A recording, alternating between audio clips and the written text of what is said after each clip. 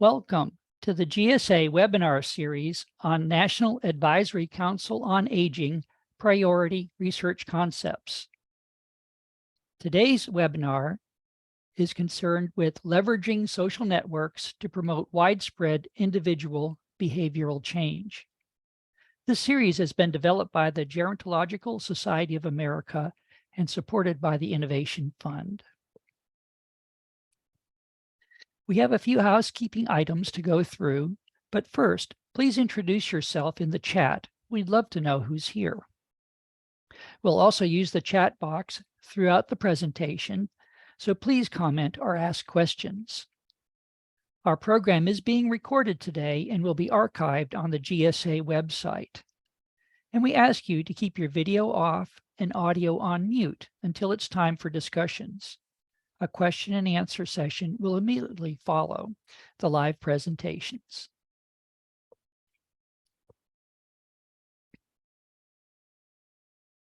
My name is James Powers. I'm a professor of medicine at Vanderbilt, and today's webinar was planned by a GSA program, publications, and product committee work group to provide interested researchers, especially new investigators, maximal time to contemplate, pull teams together, align research ideas, plan projects, and yes, build successful applications. I'd like to acknowledge my colleagues, Antoinette Coe, Carrie Carvonen Gutierrez, Sam Lee, Helen Wee, and also acknowledge Judy Liu, who's the Vice President of Programs for GSA, who's been a special assistant for this program. Our webinar panel today consists of a number of program officers from the NIA. Elizabeth Necka is the lead, and she is assisted by Laura Major, Jennifer Guida, Elise Rise. I will be your moderator, and I'd like to introduce Laura Major to start our program. Laura? Thank you, James, and thank you to you and Judy for organizing this session, and thanks to all of the participants for joining us. We're excited to talk to you about these initiatives. So myself, Jen from NCI, and Elise also from NIA with me will be attending today's session or presenting, but our colleague Liz Necka, who, as James mentioned, is the lead and the driving force behind this, had to unexpectedly be out of the office. So she did record her remarks, and we're going to start off with Liz's presentation. So I'm just going to share my screen and we'll get started. So you'll be hearing from Liz first. Okay. Welcome to today's webinar on NACA Priority Research Concepts. My name is Liz Necka, and I'll be speaking at the beginning of our webinar on behalf of NIA. I'm joined by my colleagues Jen Guida from NCI and my NIA colleague Laura Major, Emerald Nguyen, and Elise Rice. Today we'll be talking about a NACA-cleared concept focused on leveraging social networks to promote widespread individual behavior change. Now, as you may or may not be aware, NACA-approved concepts often turn into opportunities for funding. In this case, there has been a notice of intent to publish that was recently published, which suggests that there's a need for a two-pronged approach to catalyze the development of future social network intervention. So during this talk today, we will speak about NIA and NCI's interest in social network interventions and social network and health research. For the purposes of the notice of intent to publish, the social network intervention has been defined as an intervention that targets specific, malleable interpersonal processes and or characteristics of a social network to cause widespread individual behavior change. Social and network interventions for health use either data or characteristics of the social network to promote uptake of positive health behaviors or curtailment of negative health behaviors among individuals, communities, organizations, or populations. These interventions typically change the behavior of individuals within a network who are identified using social network data to be the most likely to influence the behavior of others, and promote interpersonal processes between these individuals and others to achieve the ultimate goal of maximizing widespread uptake of behavior change across the network, including amongst individuals who did not themselves directly receive the intervention. Or these interventions manipulate social network characteristics in ways that are likely to modify social ties or interpersonal processes that influence behavior. Again, with the ultimate goal of changing at scale the behaviors of the individual network members. So to illustrate this, let's imagine a social network comprised of many individuals. Here, each circle on the screen represents a node or an individual. And these individuals are connected by their social ties, which may vary in strength. So here, the lines between the circles, the thickness of them would represent the strength of a social tie, for instance. So the idea behind the social network intervention is that one way to extend the reach of any given behavioral intervention may be to adapt it or modify it or create it such that it targets interpersonal processes between people. So for those social network interventions that use social network data to determine the individuals most likely to influence behaviors of others and promote interpersonal processes that spread behavior, one might say, well, if we use the social network data to identify the person who might have the most influence and encourage them to adopt healthy behavior through some behavioral intervention, in this case, exercise, and simultaneously promote the ways in which they influence others, we might see that the people that they have ties with, and the people that their ties have ties with, and the people that their ties have ties with, uptake this healthy behavior.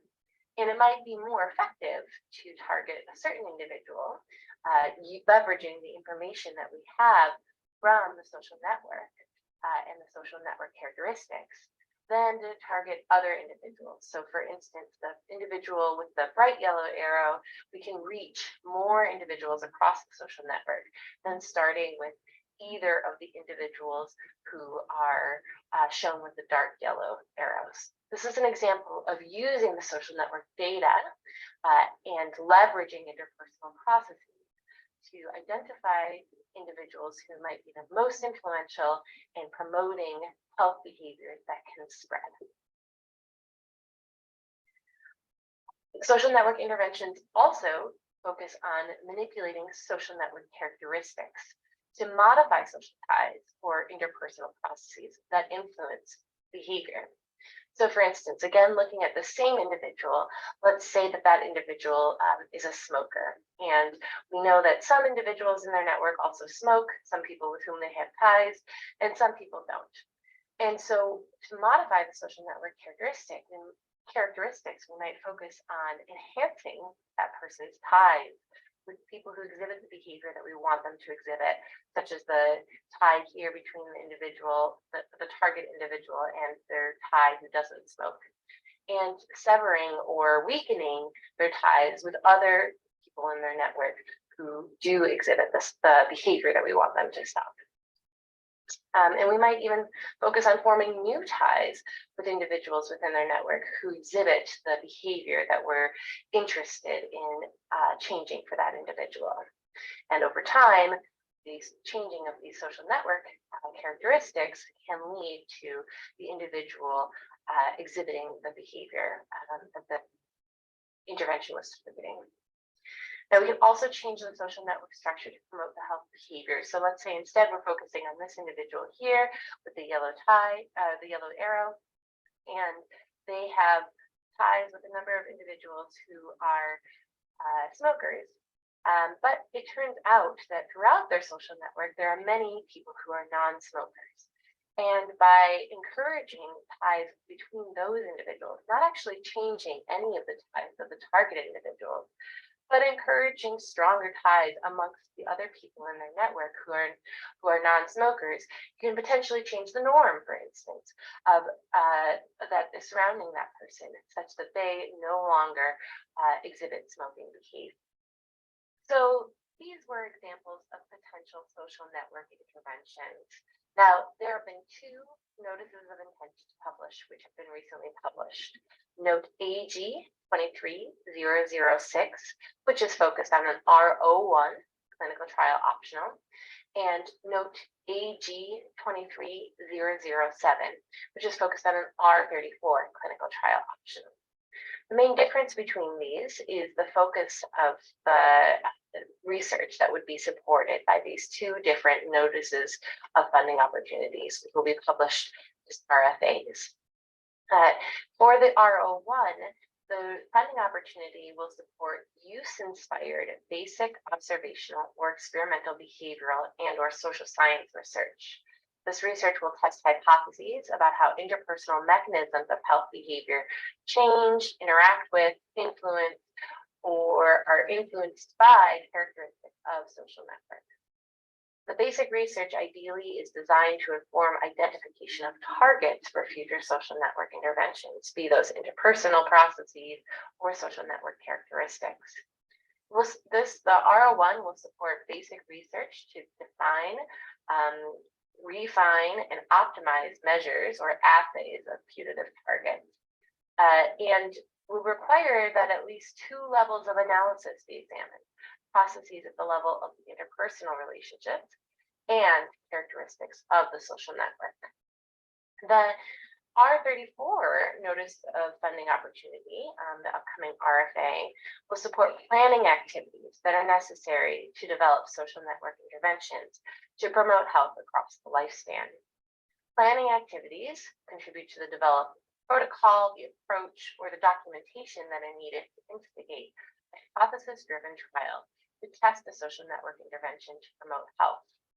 These activities may include, but are not limited to, team building, protocol development, piloting of systems for data collection or management, feasibility and acceptability testing, staff training, and establishing documentation procedures.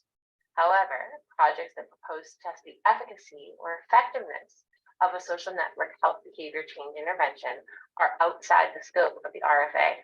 The RFA will only support pre-trial planning and development activities. At this point, I want to take a step back and talk about NIA and NCI's priorities in social networks and health research. NIA, within the Division of Behavioral and Social Research, supports a number of different areas of research. We support research focused on health, function, and well-being across the lifespan, and a life course approach to studying aging processes and health disparities. We're interested in midlife prevention of chronic diseases with aging, reversibility, and redirection of adverse aging trajectories. We focus on promoting rigorous approaches to understanding and advancing behavior change at the individual and organizational levels. And we're interested in developing new, innovative behavioral and social science approaches to addressing Alzheimer's disease and related dementias. Within the Division of Behavioral and Social Research, we do have a portfolio of research that's focused on dyads. And some of our dyadic research priorities focus on things like shared decision-making across the lifespan, particularly across key life transitions, interpersonal expectations on physical, emotional, and cognitive resilience, well-being, and health, promoting health behavior change and adherence, health equity or inequity across health disparities populations, particularly in mid and late life, changes in central and peripheral physiology as they relate to dyadic processes or dual brain interactions, and how structural and systemic inequities in access to healthcare and other social determinants of health modify the impact of the dyad. And finally, the role of technological advances in communication that support or undermine dyadic processes in mid to late life.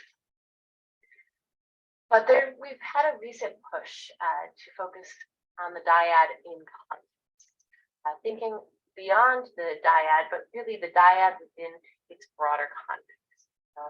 The Council of Councils issued a working report in 2021 on trans NIH research opportunities studies in basic behavioral and social sciences. And part of that reports that more research is needed on the influence of dyads, families, and small group interactions and networks on health.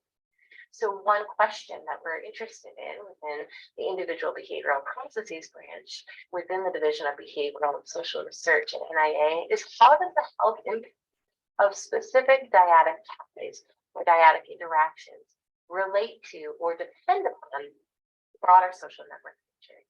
And so you can see some of those themes coming out in the context of talking about social network interventions and thinking about how individual ties, individual processes between two individuals in a dyad can have ramifications for the broader network, but also their impact might depend on where an individual is positioned within their social network.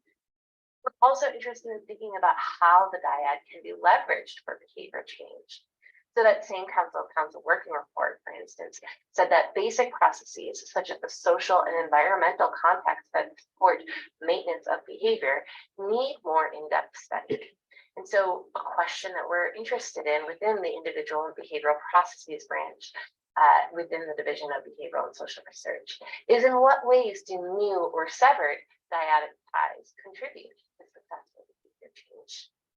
At this point, I'm going to turn it over to my colleagues who are going to speak about NIA's priorities with respect to social networks and health at a population and social processes level.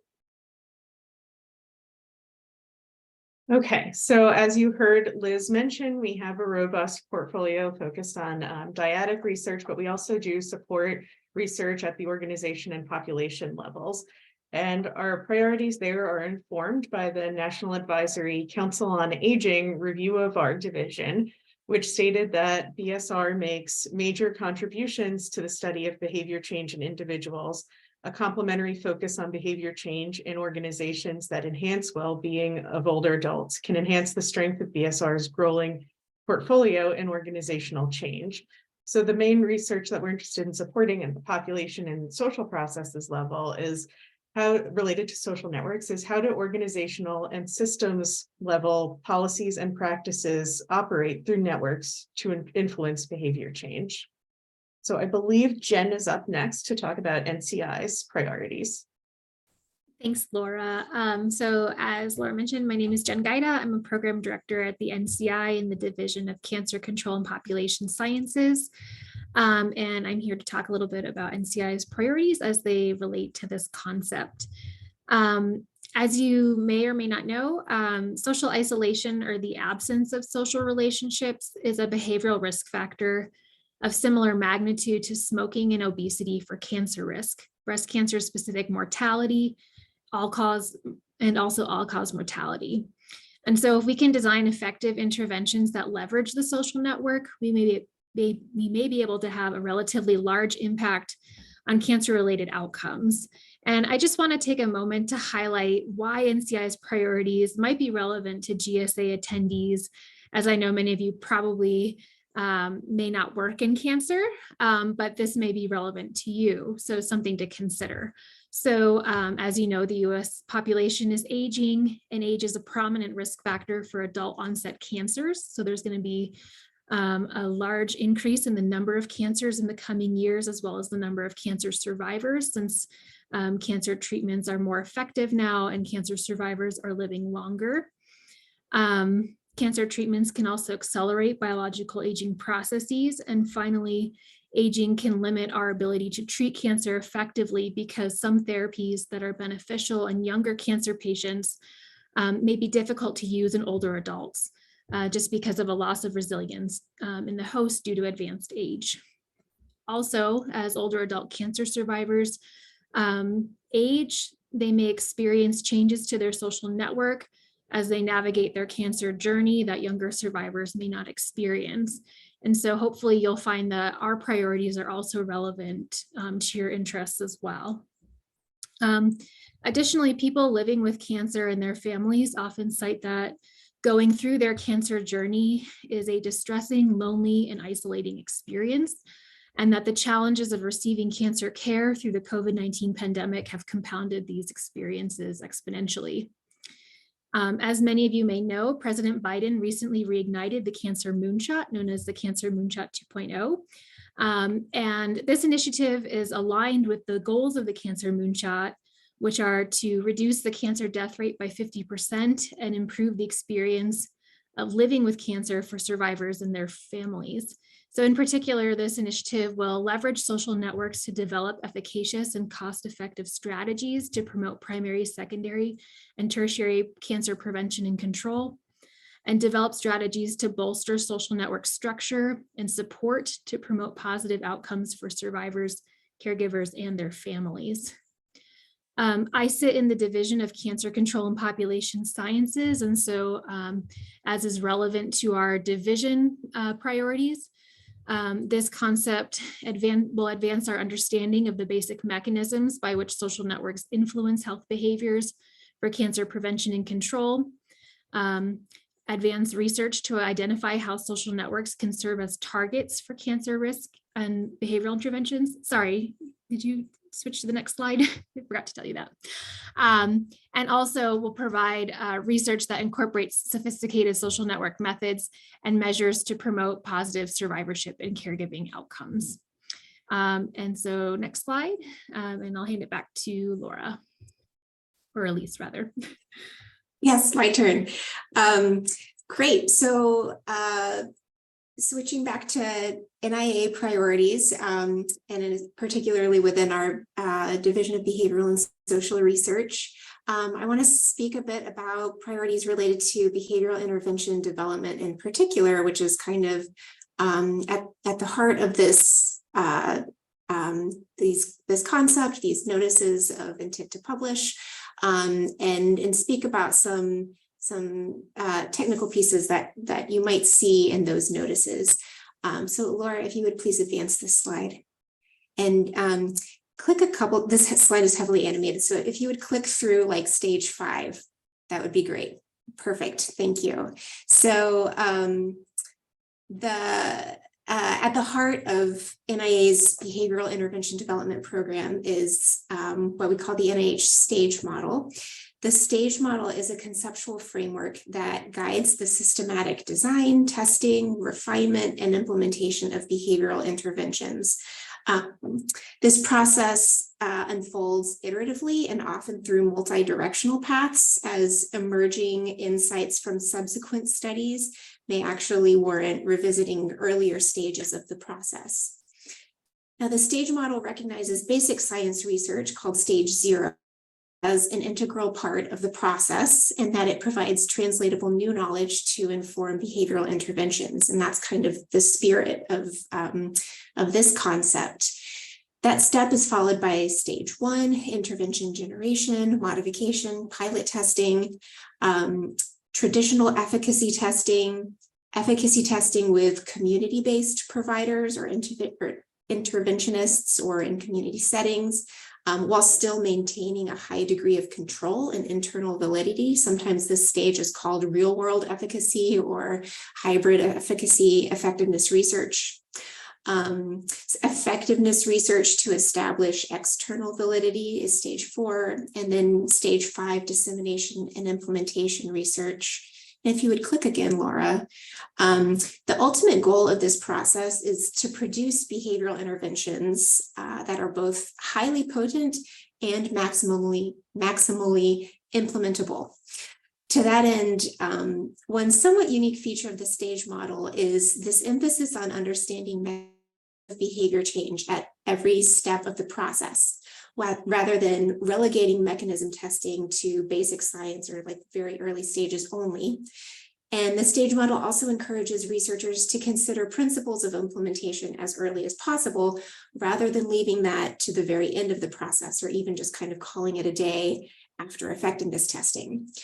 So these elements, mechanisms, and implementation go hand in hand, as understanding the specific mechanisms by which interventions operate, and relatedly, the essential intervention components that drive those mechanisms. Understanding those pieces may help to boost the effects of interventions. It may help researchers pare interventions down to only their necessary or most cost-effective parts, and may help to simplify or streamline them for more efficient implementation in their intended settings.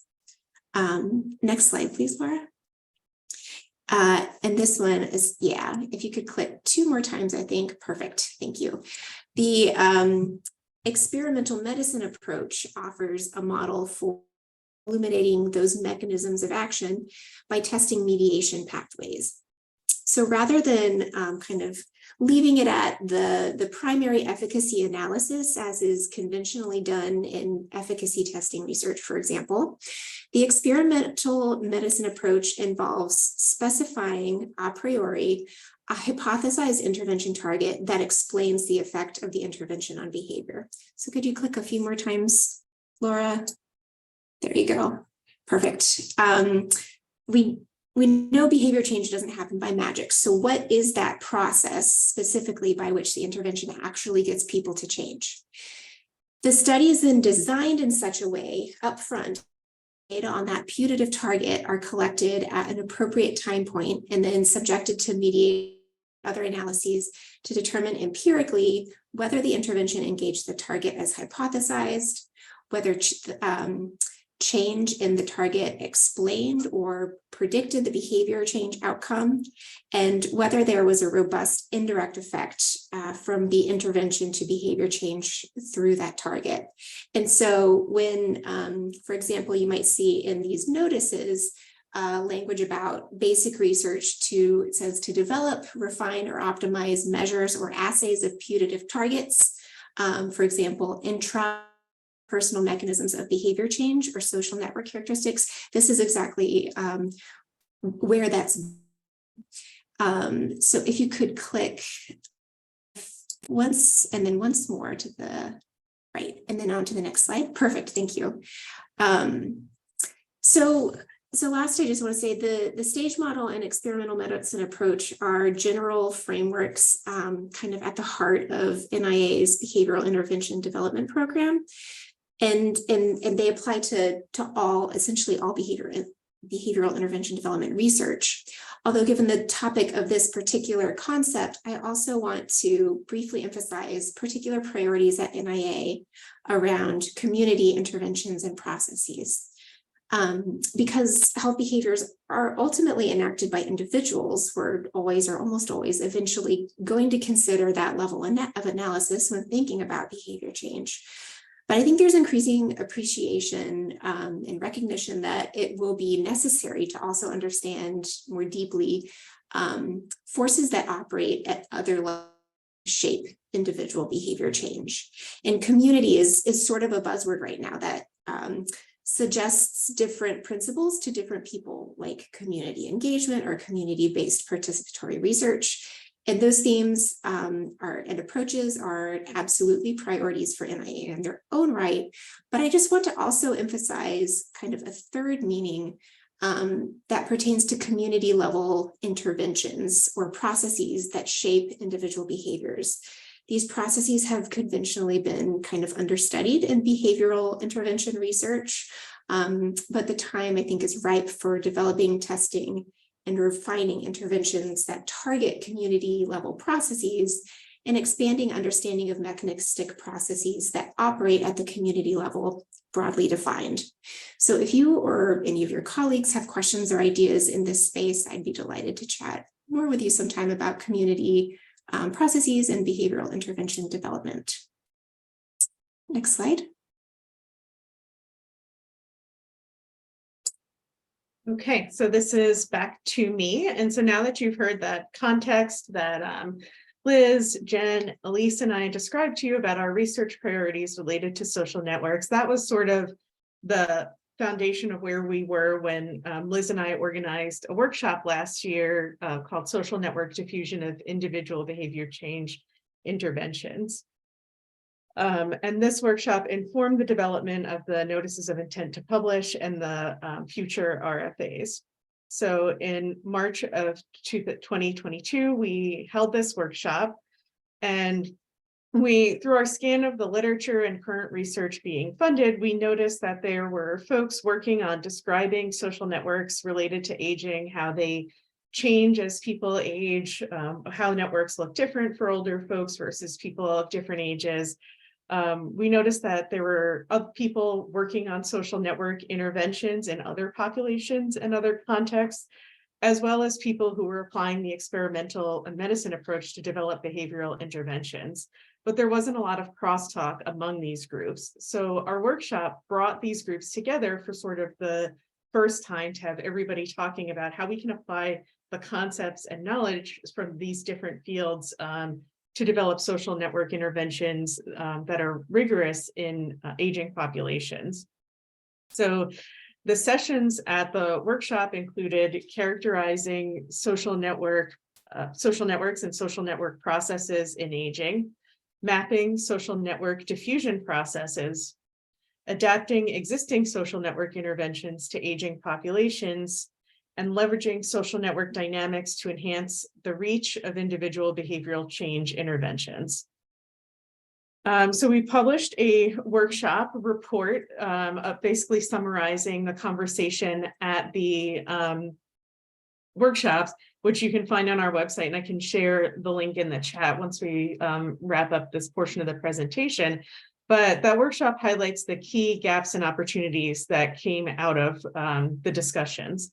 So one of the major ones is that we need more evidence to identify potential target mechanisms that drive associations between social network features and specific behaviors and health outcomes. And they're talking about network mechanisms at the individual, group, and community levels. And next, it came out that the use of multidisciplinary, multimodal measures that characterize the complexities of social ties was an immediate priority for the field.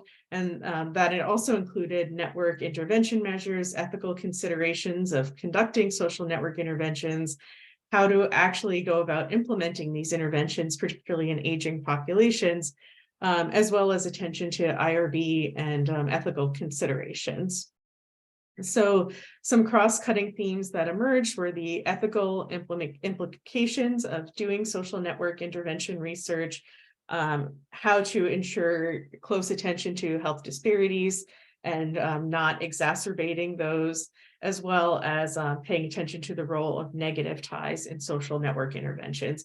And you can see how these recommendations or gaps and opportunities map pretty closely onto the notices of intent to publish that you'll see that you've been seeing. And I think that Jen is going to close us off here. Yeah, so thanks, Laura. I just wanted to present a couple slides because I know there are probably many early stage investigators that are listening to this webinar and may not have applied for an RFA before. So these are just things to be mindful of when you're reading through the RFA announcement. Can you go to the next slide, please? So in case you don't know, an RFA is a formal statement that solicits grant or cooperative agreement applications in a defined scientific area to accomplish specific program objectives and to indicate the estimated amount of funds that are set aside in a targeted number of awards. The purpose of an RFA is to solicit grant applications focused on defined high priority and high opportunity areas of science that are relevant to institute or center missions. So in this case, NIA and NCI. Just some things to keep in mind. First, we really encourage you to reach out to a program director before you apply. We can help you understand our institute or center's relevant priorities and provide clarification on the application process. We can also help you understand what is responsive and non-responsive to the RFA. So responsiveness criteria is evaluated before scientific peer review, and something that is considered non-responsive means that it is out of scope for the RFA. And so if you apply and your application is considered non-responsive, it can be automatically withdrawn without review. So this is why you need to carefully read what is considered responsive and non-responsive to the RFA. In the section of the RFA called Resources for Applicants, this section provides details on relevant conceptual frameworks, data resources, and frequently asked questions. And so reading this section may be helpful to you when you're preparing your application. Additionally, sections 4 and 5. So section 4 is about application and submission information. And so this can provide you instructions on how to request an application package through Assist. It also contains content and form of application submissions, which includes things like how to structure your letter of intent, page limitations, and instructions for application submission, including filling out the SF 424 form and any budget information. In section 5, this provides information on review criteria.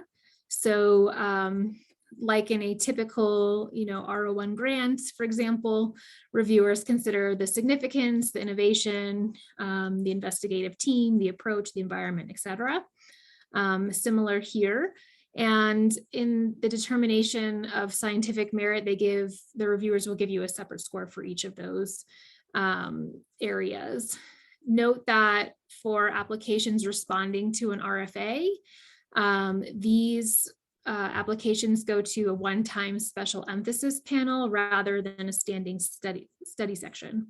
So that's just something to keep in mind, just because of the breadth of science that can come in with these types of announcements. The variability of expertise that's needed necessitates the recruitment of a unique panel of experts for each review meeting. And so this actually may work in your favor because, these special emphasis panels will typically have people who work very closely in this field. So that's all I have. If you want to go to the next slide. Now, I guess it's time for the Q&A session. So I guess we can open it up for questions, if there are any. Yes, I'd like to thank the panel for the very great overview, not only of the potential requests for application that may be coming, but also the approach to applying for funding through the NIA. We do have a question from Maria Pinzon. To be responsive to these opportunities, do we need to measure social network strength or nodes? I wonder if one of the presenters might want to speak to that about social network strength and nodes. Yeah, that's a great question about those responsiveness criteria. Unfortunately, it's a little early for us to be able to answer that or any other specific questions. We'll need to wait until an actual RFA is released. So we're a little earlier in the game. All that's been published so far are these notices of intent to publish the RFAs. And so those notices suggest that the corresponding RFAs are expected to be published in summer 2023. So be on the lookout for those RFAs to be released. And then once that's publicly available, we'll be happy to chat about any of the language in those announcements, and including specific responsive criteria, just like you've asked. I'm impressed with the breadth of possibilities for the applications, and wondered, I think we had Jennifer talked mostly, I think, about cancer related items, but I'm wondering whether these planned RFAs might also be appropriate for education or caregiver support or Alzheimer's disease or I wondered, or nutrition education. Are all of these appropriate topics, or would you like to elaborate on maybe other topic areas for our audience? Maybe Laura, would you have a perspective on that? Yeah, so as Elise mentioned, it's a little bit hard at this point to talk about the specifics of the RFA, so we're a little bit hampered by that. I will say that, behavior change, I think, is defined sort of broadly, and, there will be room for investigators to focus on topics that make sense for the populations that they're working with. But, we're a little bit limited in what we can say at this point, but the RFA will have more detail on that.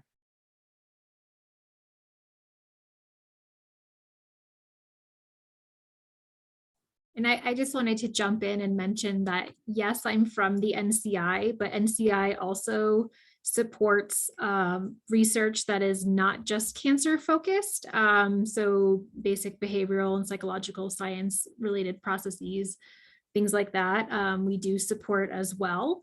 So just keep that in mind when, these RFAs actually do come out, and you can relate it to your relevant topic areas of interest.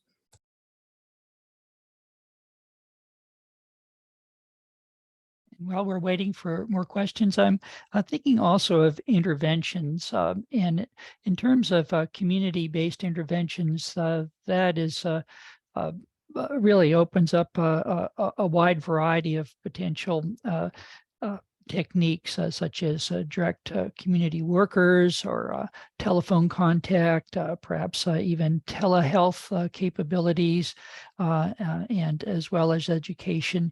And I wondered if you might elaborate on some of the interventions as well. And maybe Elise, Sure. would you have some comments? Yeah, happy to chat about that.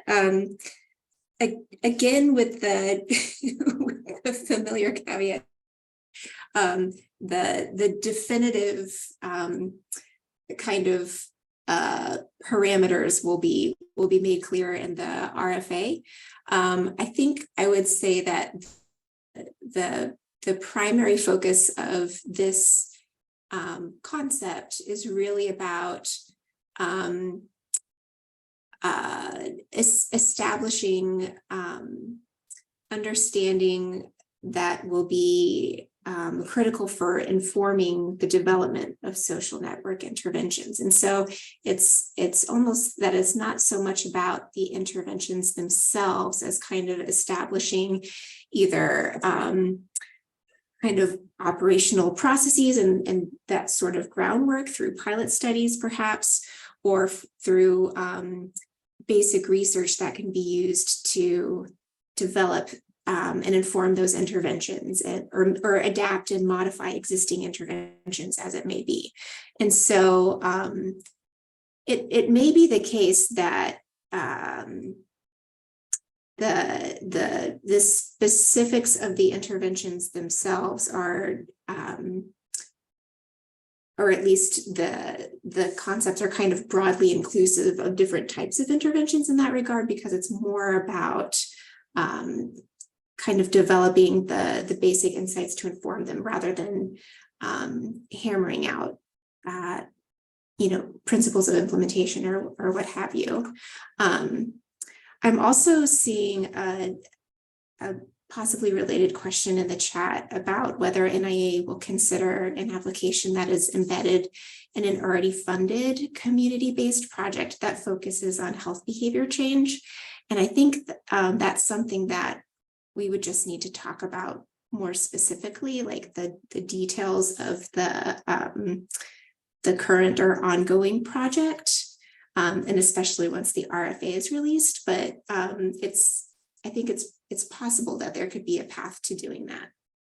But let's chat one-on-one about that at some point, or consult another program officer. That's a great question.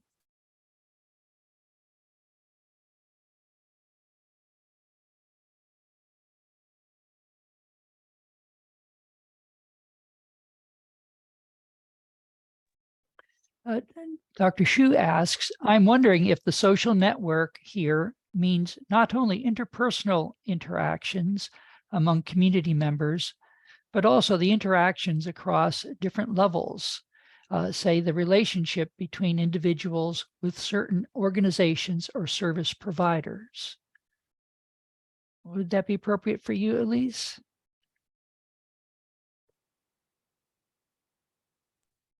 Perhaps I was just responding to a direct message in the chat. If Laura or Jen have a quick response, please feel free to jump in while I get my head back in this space. I can respond in terms of NCI's interest. So I think, yes, we do mean not just interpersonal interactions here, but across levels. And so things like organizations, healthcare systems, like we are interested in those levels as well. NCI already supports a very robust portfolio and dyadic processes. And so I think for us, we are particularly interested in areas that expand beyond the dyadic and social support levels. So that's just our perspective, but NIA may have different. No, it's the same for us as well. It's social network is not, strictly defined as community in the community.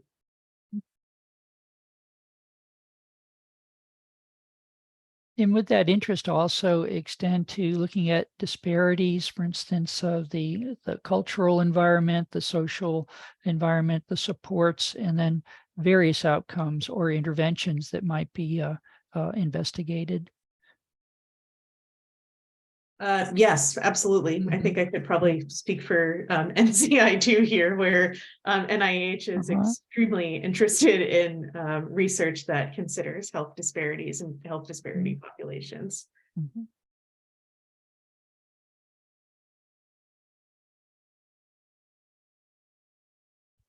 Are there other questions from the audience?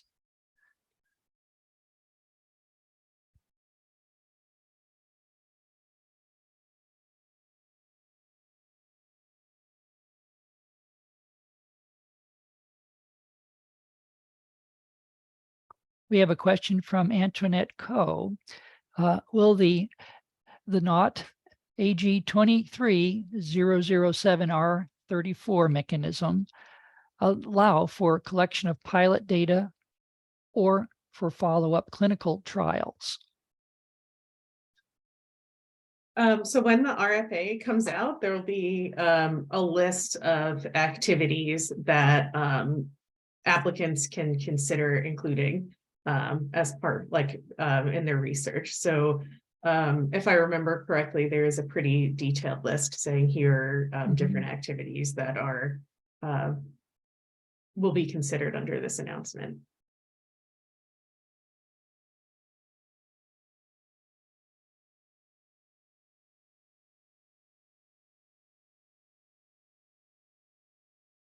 Other questions?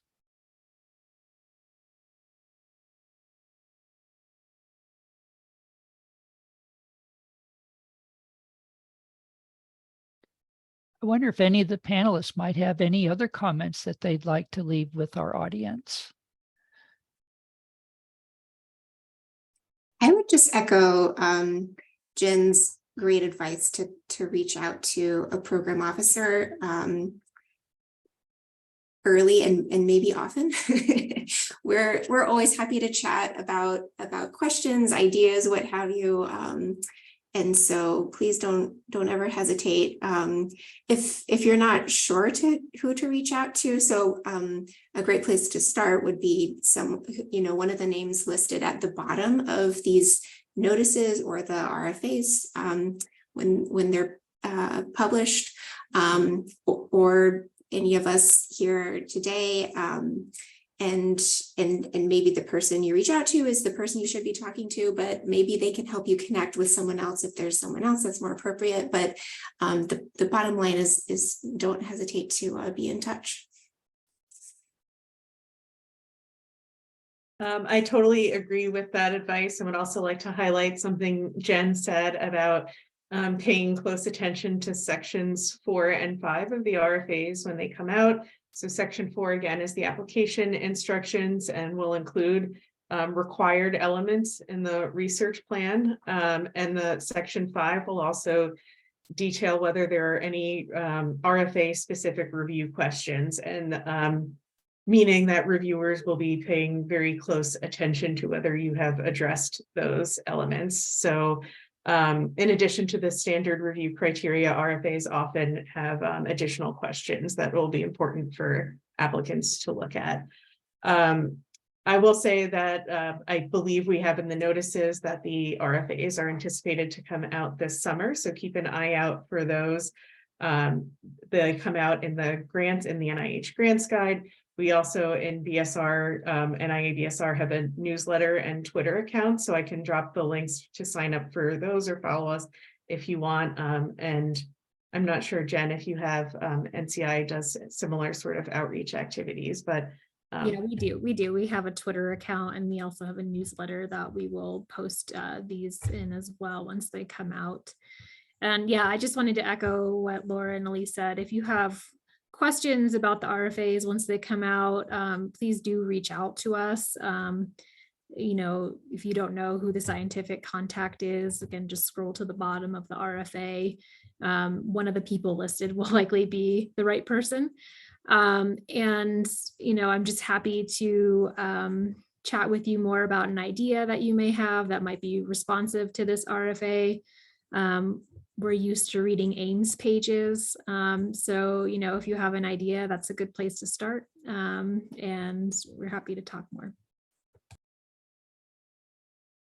And I'll just let the audience know that in the chat are links to the workshop summary on social networks, a link to the Twitter account, and also a sign up for the newsletter. Are there any other questions?